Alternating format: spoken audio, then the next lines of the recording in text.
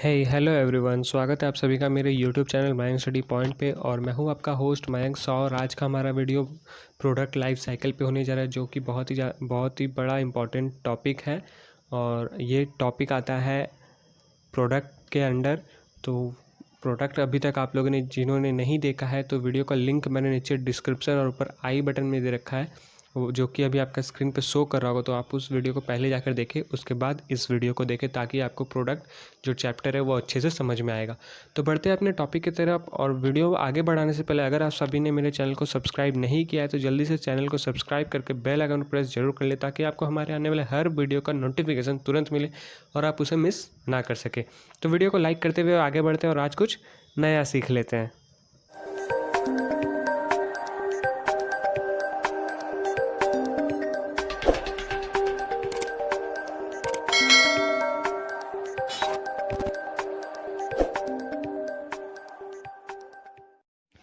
अब हम आते हैं अपने प्रोडक्ट लाइफ साइकिल टॉपिक पे। प्रोडक्ट लाइफ साइकिल क्या होता है? प्रोडक्ट लाइफ साइकिल बिल्कुल ही एक ह्यूमन लाइफ साइकिल के बारे में अगर आप सोचोगे तो यही होता है। जैसे कि पहले आदमी का जन्म होता है, फिर वो अपनी ज़िंदगी को जीता है, फिर वो बूढ़ा होता है, फिर उसका डेथ हो जाता है। तो ये भी वही होता है। प्रोडक्ट पहले मार्केट में आता है, फिर उसका इंट्रोडक्शन चलता रहता है कि उसका प्रोडक्ट देखा जाता है कितना सेल्स हो रहा है, कितना इनकम, उसका क्या पोजीशन है। उसके बाद फिर प्रोडक्ट का डिमांड घटने लगता है, उसके बाद फिर एकदम से प्रोडक्ट ख़त्म हो जाता है। तो इस वीडियो में हम लोग यही जानेंगे प्रोडक्ट लाइफ साइकिल क्या होता है। तो डेफिनेशन जान लेते हैं। Product life cycle is the historical study of sales of the product. It includes when it was introduced, when it was getting rapid acceptance, when it was on the peak of its position, when it started falling from peak and when it disappeared। जैसे कि मैंने अभी बताया, ये product life cycle जो है वो sales of product को अगर आप उसका इतिहास चेक करने जाओगे तो वो एक हिस्टोरिकल स्टडी हो जाता है। उसके बाद जब कोई भी प्रोडक्ट या फिर कोई भी कंपनी अपना प्रोडक्ट को मार्केट में प्रोड्यूस करते हैं तो उसको इंट्रोडक्शन ही कहते हैं। उसमें उसका पता चलता है कि उसका वो प्रोडक्ट कितना लोग एक्सेप्ट करेगा, कितना मार्केट में चलेगा। उसके बाद वो जब एक टाइम पे जब अपना राइज करने लगता है, उसका प्रोडक्ट का सेल्स बढ़ जाता है, तो फिर उसके का बाद उसका प्रोडक्ट का पोजीशन देखा जाता है कि हाँ वो उसका प्रोडक्ट कितने डिमांड में और उसका पोजीशन क्या है इस वक्त मार्केट में। और फिर जब अचानक से एक ही प्रोडक्ट अलग अलग कंपनी बनाने लगते हैं तो हर कंपनी का इक्वल सेल्स हो जाता है, इक्वल प्रॉफिट हो जाता है। तो इसके बाद उसमें ध्यान दिया जाता है कि वो कितना फॉल कर रहा है।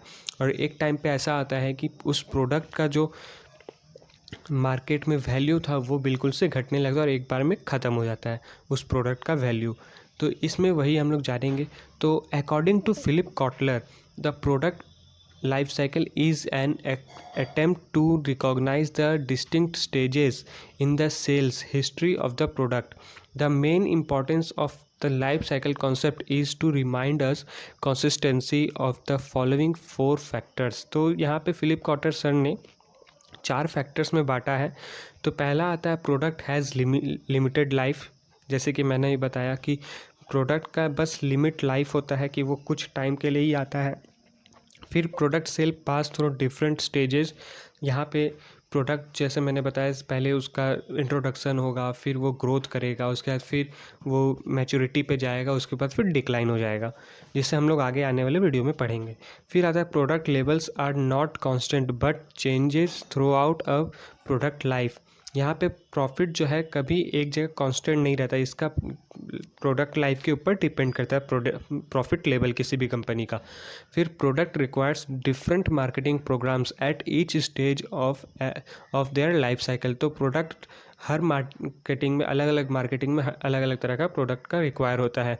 कहीं पे लैक्मी चलता है तो कहीं पे फेयर एंड लवली चलता है, कहीं पे गार्नियर चलता है तो कहीं पे इमामी चलता है। इस तरह का लाइफ साइकिल होता है। यहाँ पे सबका अलग अलग स्टेज होता है, कहीं कहीं पे किसी किसी का डिमांड ज़्यादा होता है, तो यहाँ पे वो भी दिखाया जाता है। फिर आता है the product life cycle curve should be typically divided into 4 main stages. तो यहाँ पे अगर हम लोग ग्राफ देखेंगे तो यहाँ पे हम लोग ग्राफ में देखेंगे कि प्रोडक्ट लाइफ साइकिल को हम लोगों ने 4 अलग अलग भाग में बांटा है। तो इस ग्राफ में आप देख सकते हो introduction, growth, maturity, decline. Introduction में क्या होता है? इंट्रोडक्शन में प्रोडक्ट पहले टेक ऑफ करता है, यानी कि मार्केट में इंट्रो हो रहा है उसका, मार्केट में उसको प्रोडक्ट को लाया गया है। फिर सेक आउट हो रहा है, यानी कि वो अब ग्रोथ कर रहा है, उसका उस कंपनी का प्रोडक्ट मार्केट में डिमांड में है तो वो चल रहा है। पहले एक कंपनी उस प्रोडक्ट को निकालता है। फिर आता है मैच्योरिटी। मैच्योरिटी में क्या आता है, इसमें हर कंपनी अपना प्रोडक्ट निकालने लगता है और हर एक दुकान में या फिर हर एक मार्केट में उस प्रोडक्ट का उपलब्ध हो जाता है, वो प्रोडक्ट हर जगह उपलब्ध हो जाता है। तो इससे क्या होता है, कॉम्पिटिटर भी बढ़ने लगता है, जिसके कारण प्रोडक्ट का जो सेल्स है वो घटने लगता है। क्योंकि अलग अलग कंपनी भी सेम प्रोडक्ट्स अब निकाल रहे हैं, तो जाहिर है कि अगर सब कंपनी एक प्रोडक्ट को निकाल रहा है तो फिर सभी कंपनी का जो प्रोडक्शन रेट होगा, जो ग्रोथ होगा, वो इक्वल आ जाए, तो वो मैच्योरिटी में आता है। फिर एकदम से क्या होता है, वो डिक्लाइन हो जाता है, यानी कि प्रोडक्ट का डिमांड जो है मार्केट में बिल्कुल घट जाता है, क्योंकि वो अब अवेलेबल हो जाता है मार्केट में, डिमांड उसका हमेशा भरपूर रहता है। तो उसका जो ग्रोथ है, प्रोडक्शन है, वो कम होने लगता है धीरे धीरे, और प्रॉफिट भी कम होने लगता है। तो ये था प्रोडक्ट लाइफ साइकिल। तो इसमें हम लोग फिलिप कॉटलर सर ने कुछ पॉइंट्स निकाले हैं। तो पहला है लो सेल्स। पहले जब इंट्रो होता है, यानी कि यहाँ पे देख सकते हैं जब हम लोग का इंट्रो हो रहा है तो यहाँ पे सेल कम होता है, क्योंकि कुछ लोगों के पास ही या फिर कुछ मार्केट में ही उसका प्रोडक्ट जाता है। फिर हाई कॉस्ट पर कस्टमर, और उस प्रोडक्ट का प्राइस भी हाई रहता है कस्टमर के हिसाब से। और फिर फिनेंशियल लॉस। तो स्टार्टिंग में कोई भी अगर प्रोडक्ट कुछ भी अगर निकालता है तो बहुत लॉस देखना पड़ता है, बहुत कुछ महसूस करना पड़ता है प्रोडक्ट को लेके, कि अगर उनका रॉ मटेरियल का भी पैसा उन्हें नहीं मिल रहा तो ये जाहिर है ये लॉस हो रहा है। फिर इनोवेटिव कस्टमर्स, फिर अलग अलग तरह का मतलब रेटिंग्स मिलेगा, कस्टमर्स आएंगे। फिर फ्यू इन एनी कॉम्पिटिटर्स, और कुछ कहीं कहीं पे कॉम्पिटिटर्स बढ़ेंगे। फिर आता है जब ग्रोथ में, तो फिर इंक्रीजिंग सेल्स, यानी कि बिक्री बढ़ने लगता है उस प्रोडक्ट का। फिर कॉस्ट पर कस्टमर फॉल्स, फिर हर कस्टमर का जो कॉस्ट है वो लगता है कि कम है, हाँ, तो फिर कम होने लगता है उस प्रोडक्ट का। फिर प्रॉफिट राइज होने लगता है, कंपनी का प्रॉफिट राइज होने लगता है।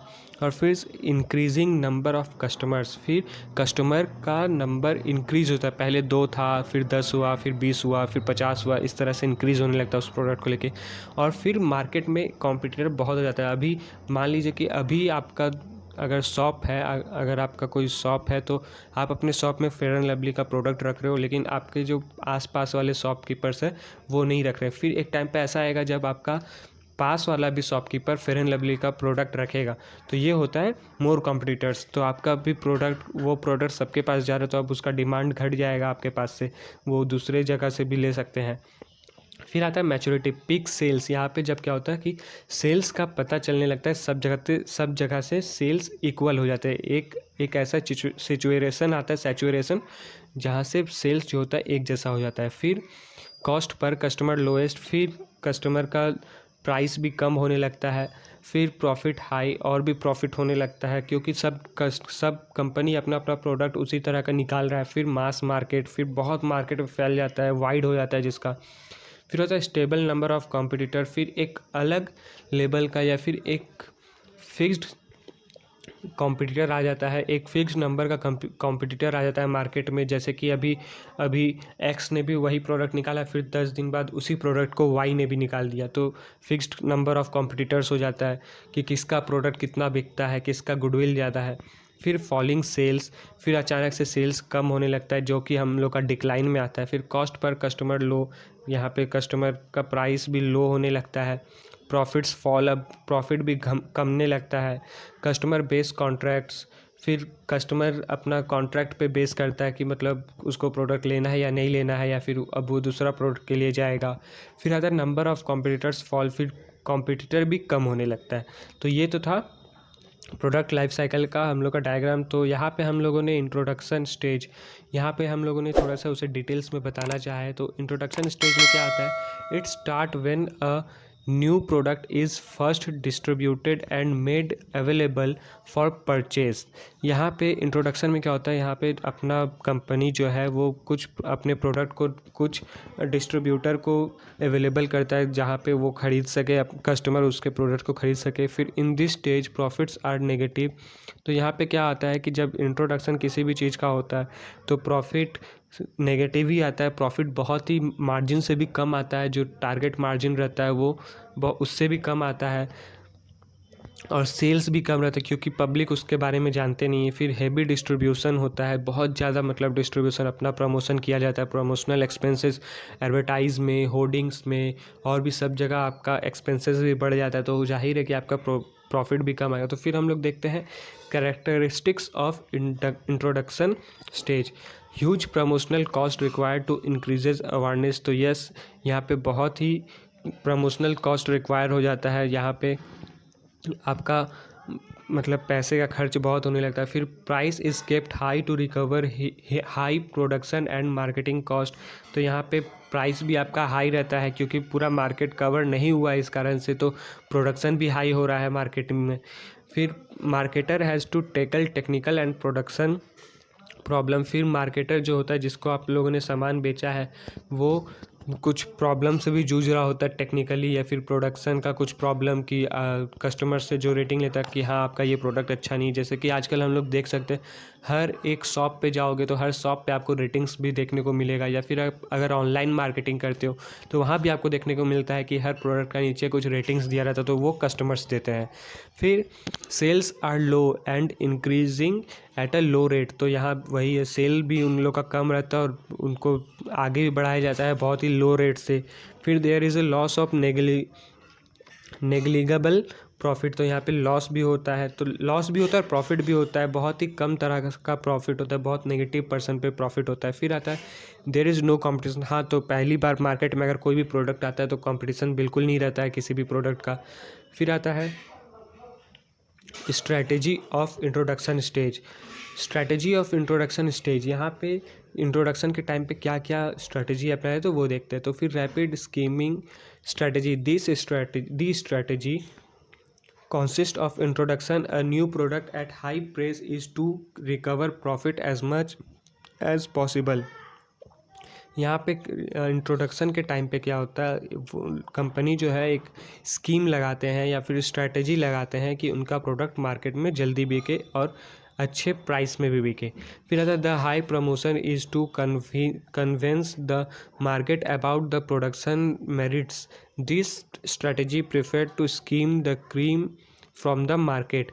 जैसे कि दूध से मलाई निकाला जाता है, वैसे ही ये लोग भी अपना स्ट्रैटेजी यूज़ करके उस स्कीम से अपना प्रॉफिट निकालते हैं मार्केट से। फिर slow skimming strategy. Here the product is at a high price of promotion is लो।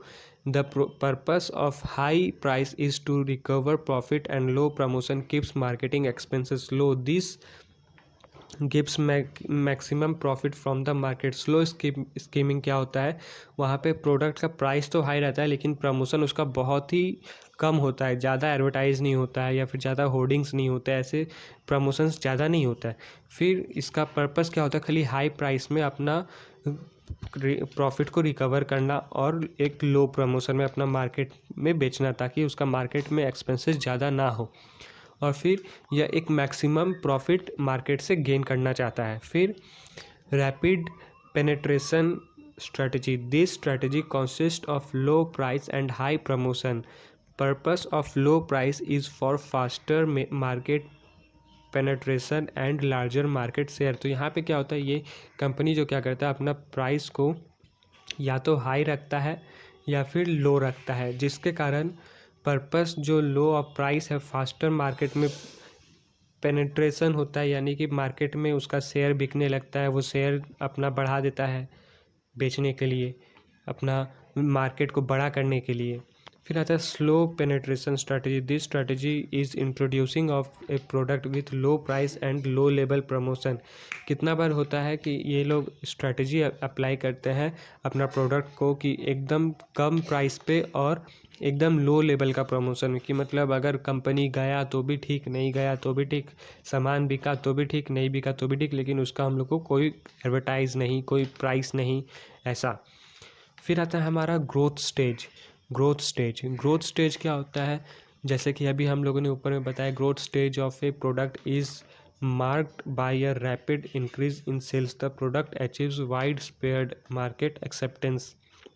यहाँ पे ग्रोथ स्टेज में क्या होता है, मार्केट प्रोडक्ट जो है एक वाइड मार्केट कैप्चर करने का कोशिश करता है, उसे और भी बड़ा मार्केट चाहिए।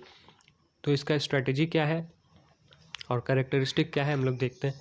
Sales increased at an increasing rate rapid as a result of customers acceptance of the product. यहाँ पे सेल इंक्रीज़ हो जाता है बहुत ही तेज़ी से, और कस्टमर का रिजल्ट भी तुरंत तुरंत मिलने लगता है कि हाँ, अगर आपका सेल्स हो रहा है तो फिर जाहिर है कि प्रोडक्ट आपका कस्टमर को ज़्यादा पसंद आ रहा है, इसलिए आपका प्रोडक्ट को वो खरीद रहे हैं। फिर आता है company can earn maximum profit. तो हाँ, यहाँ पे कंपनी जो है बहुत ही मैक्सिमम प्रॉफिट अर्न करते हैं। फिर competitors might enter the market due to attractive products profits. Competitor क्या होता है, यहाँ पे एंटर करता है एक मार्केट ड्यू को अट्रैक्टिव करने के लिए, अपना प्रॉफिट को और अट्रैक्टिव करता है एक अच्छा बेस बनाकर। फिर price is reducing to attract more customer. Price is reducing to attract more customer. तो यहाँ पे किसी भी प्राइस का किसी भी प्रोडक्ट का प्राइस जो होता है वो रिड्यूस कर दिया जाता है अपना दूसरे कस्टमर को अपने तरफ, अपना प्रोडक्ट की तरफ अट्रैक्ट करने के लिए। फिर आता है डिस्ट्रीब्यूशन नेटवर्क इज़ वाइड। यहाँ पे डिस्ट्रीब्यूशन नेटवर्क जो होता है, जो होलसेलर सब होते हैं, वो लोग अपना प्रोडक्ट का मार्केट और बड़ा करते हैं और बड़ा बनाने का सोचते हैं जहाँ तक कैप्चर कर सके। फिर आता है primary changes are made in product to remake defeats. तो यहाँ पे फिर क्या होता है, वो लोग कई बार ऐसा होता है कि प्रोडक्ट डैमेज आता है या फिर ख़राब आता है, तो उन्हें फिर से ठीक से चेंज करके उन्हें फिर से बनाने का कोशिश करते हैं। फिर कंपनी एंटर्स न्यू सेगमेंट्स। तो कंपनी यहाँ पे अलग अलग तरीके से मार्केट में आता है। फिर strategy for growth stage. During this stage the firm has several strategies to sustain market grown as long as possible. They are as follows. तो ग्रोथ स्टेज क्या स्ट्रैटेजी अपनाता है? The firm tries to improve upon its product quality and to add product features. The firm tries to improve यानी कि अपना जो company है वो अपना प्रोडक्ट को इम्प्रूव करने का और अपना प्रोडक्ट का क्वालिटी और अच्छा करने का, उसका फीचर्स और उसमें ऐड करते हैं अपना कंपनी को, अपना प्रोडक्ट को अच्छा करने के लिए। फिर कंपनी इसमें नए नए मॉडल्स लाते हैं, जैसे कि आप रेडमी के फ़ोन को देख लो। फ़ोन तो एक ही रहता है लेकिन कुछ कुछ उसमें चेंजेस कर देते हैं। किसी में 48 मेगापिक्सल, किसी में रैम बढ़ा देते हैं, किसी में प्रोसेसर बढ़ा देता है, ऐसा। तो फिर आता है the firm enters new market segment. तो इस कारण से जो कंपनी है नया नया मार्केट सेगमेंट्स में आता है। The firm enters new distribution channels. तो हाँ, यहाँ पे जो फर्म्स होते हैं वो अलग अलग डिस्ट्रीब्यूटर को भी ढूंढते हैं कि उनके किसी गांव में जाके, किसी शहर में जाके, अलग अलग जहाँ पे उसका मार्केट अभी तक नहीं पहुँचा वो सब को भी ढूंढते हैं और वहाँ पे अपना प्रोडक्ट बेचने का कोशिश करते हैं। It shift it advertising from building product awareness to bringing about product conviction and purchase. फिर ये शिफ्ट करते हैं एडवर्टाइजिंग में अपना प्रोडक्ट को आगे बढ़ाने के लिए, एक प्रोडक्ट का बिल्डिंग बनाने के लिए कि हाँ उसका प्रोडक्ट अच्छा है, ऐसा है, होर्डिंग लगाने के लिए ऐसा है वैसा है, कुछ भी करने के लिए जाकि उसका प्रोडक्ट अच्छा एक लेवल पे पहुँचे और सेल्स भी बढ़े ताकि उसे खरीदे। Sorry. It lower price at the right time to attract the next layer of price sensitive buyers. यहाँ पे क्या होता है कि जब आपका प्रोडक्ट अच्छे से मार्केट में आ जाता है और कस्टमर उसे अट्रैक्ट होने लगते हैं तो आप क्या करते हैं, अपने प्राइस को घटा देते हैं ताकि आपका जो बायर है वो उस प्रोडक्ट को अच्छे तुरंत खरीदे और उसका यूज़ करे और उसी प्रोडक्ट को खरीदे ताकि आपका प्रोडक्ट और भी अच्छा डिमांड पे चले। फिर प्राइस में increase if the company follows the skimming strategy in order to led off competitive entry into the market. Price में increase if the company follows the skimming. Price तभी इंक्रीज़ होता है जब कंपनी इन सारे स्ट्रेटजी को apply करता है और उसको यूज़ करता है और कॉम्पिटिटिव एंट्री द्वारा अपना मार्केट को बनाता है और उसे लीड करता है। फिर आता है the firm is not likely to cut back the trade discount offered to introductory stage. कई बार ऐसा होता है कि डिस्काउंट मिलता है, ऑफ़र मिलता है, तो वो ग्रोथ स्टेज के टाइम पे नहीं मिलता है, वो सिर्फ इंट्रोडक्शन के टाइम पे मिलता है कि buy one get one free, buy one get two free. इस तरह का जो ऑफ़र आता है वो हमेशा इंट्रोडक्शन के टाइम पे होता है, ग्रोथ के टाइम पे नहीं होता है। और जल्दी कोई कंपनी यूज़ नहीं करना चाहता, क्योंकि उसका तो वो प्रॉफिट हो रहा है उस कंपनी से, उस प्रोडक्ट से। फिर आता है मैच्योरिटी स्टेज। एट से some point the product rate of sales growth will slow down and the product will enter into a stage of relative maturity. This stage normally last longer than the previous stage and passes remarkable changes for marketing management. The maturity stage can be dividing into 3 stages, sub stages.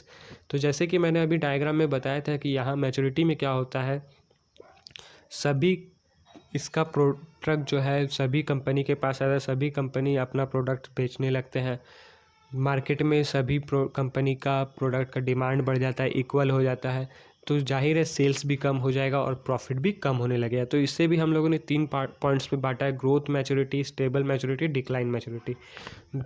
Growth maturity में क्या होता है, the sales growth rate starts declining and there are no distribution channel left.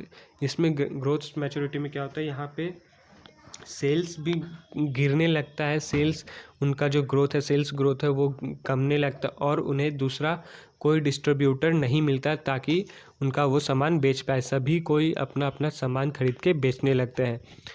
फिर stable maturity, sales become steady at a particular level on a per capital basis because of market function, future sales growth are govern by population growth and replacement demand. तो यहाँ पे क्या होता है, stable क्यों हो जाता है, क्योंकि सेल बहुत ही ज़्यादा मतलब कम हो जाता है, बहुत ही कम होने लगता है और कैपिटल बेसिस पे काम करने लगता है, उसका पूंजी आएगा या नहीं आएगा उस प्रोडक्ट को बेच के मार्केट में, वैसा मार्केट फंक्शन भी चेंज हो जाता है, सेल्स का ग्रोथ भी चेंज होने लगता है, क्योंकि उसका जो पॉपुलेशन है पॉपुलेशन ग्रोथ जो है उसे रिप्लेसमेंट कर दिया जाता है डिमांड से, क्योंकि हर कंपनी अपना अपना प्रोडक्ट लेके आ गया है तो डिमांड कम हो गया है उस प्रोडक्ट का, क्योंकि वो प्रोडक्ट सब जगह अवेलेबल है।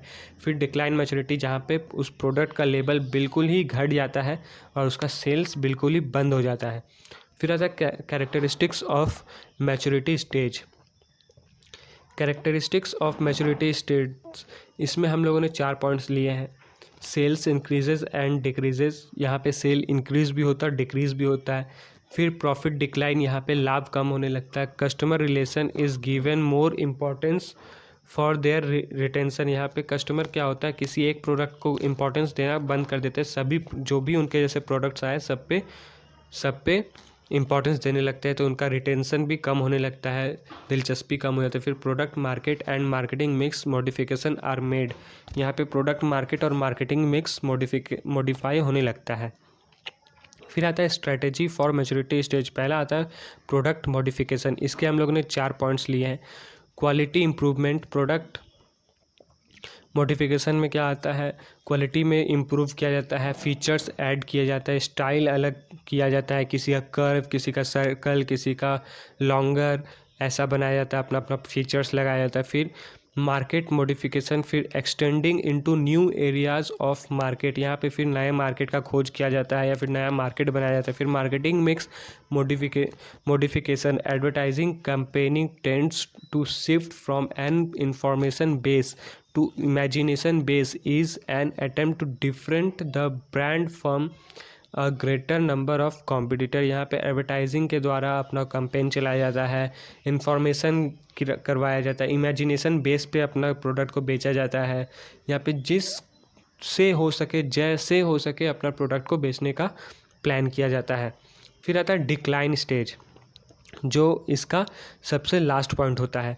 This is the penultimate stage of the product's sales may plunge to zero or many years at that level। इसमें क्या होता है, सेल्स जो होता है किसी प्रोडक्ट का बिल्कुल भी घट जाता है और कई बार ये सेल्स जो होता है ज़ीरो पे चला जाता है और ये ज़ीरो बहुत कई सालों तक रह जाता है और ऊपर नहीं आता है। फिर जैसे कैरेक्टरिस्टिक्स है यहाँ पे, तो इसका कैरेक्टरिस्टिक्स क्या है, सेल्स फॉल रैपिडली, बहुत ही तेज़ी से इसका सेल फॉल करने लगता है, प्रॉफिट कम होने लगता है। प्रोडक्शन मॉडिफिकेशन भी होने लगता है, मतलब अवेलेबल हो जाता है सब जगह, रिसोर्स भी सब जगह मिलने लगता है नया नया प्रोडक्ट का। Sales might withdraw from the market, बहुत ही शक्तिशाली तरीके से मतलब प्रोडक्ट मिलने लगता है, सामान बिकने लगता है, अलग अलग कंपनी का सेम प्रोडक्ट। फिर strategy for decline stages, drop the product और लोअर द कॉस्ट, मतलब प्रोडक्ट भी अब बंद होने लगता है बनना और उसका कॉस्ट भी कम हो जाता है। फिर the brand is to be reintroduced and the study should be to formulate, और फिर कंपनी को क्या होता है, उसे उसके ब्रांड को नए तरीके से इंट्रोड्यूस करना पड़ता है, नया फार्मूला यूज़ करना पड़ता है, नया मार्केटिंग मिक्स बनाना पड़ता है, और so that a new marketing mix so that the brand is treated as a new product, और फिर से उसे नए प्रोडक्ट के तरीके से लाया जाता है। फिर गिविंग अप अनप्रॉफिटेबिलिटी साइज और स्टाइल और on categories of the product, giving up unprofitability size of style, यहाँ पे बहुत ही अलग तरीके से प्रॉफिटेबिलिटी का साइज़ चेंज किया जाता है, बहुत मतलब ध्यान दिया जाता है, उसका स्टाइल, उसका कैटेगरी प्रोडक्ट का चेंज किया जाता है नए नए तरीके से। फिर trade discount and advertisement allowance में again have to be offer, trade discount लगाया जाता है, डिस्काउंट भी चलता है होलसेलर में, रिटेलर में, फिर कस्टमर्स में।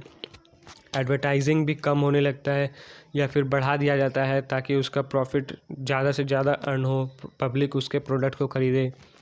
The advertising should be aimed at educating customers on A brand improvement, यहाँ पे एडवर्टाइजिंग के द्वारा और अपने अलग अलग मैच्योरिटी साइकोलॉजी के तरीके से कस्टमर का जो है माइंड सेट किया जाता है और अपने प्रोडक्ट को बढ़ाया जाता है अपना ब्रांड को बढ़ाने के लिए। तो आज का हमारा प्रोडक्ट लाइफ साइकिल यहीं पे ख़त्म होता है। उम्मीद करता हूँ कि आप सभी को मेरा वीडियो पसंद आया होगा। तो जाते जाते वीडियो को लाइक करें, और अगर आप चैनल पे न्यू हैं तो चैनल को सब्सक्राइब करके बेल आइकन को प्रेस जरूर कर लें ताकि आपको हमारे आने वाले हर वीडियो का लिंक और नोटिफिकेशन तुरंत मिले और आप उसे मिस ना कर सके।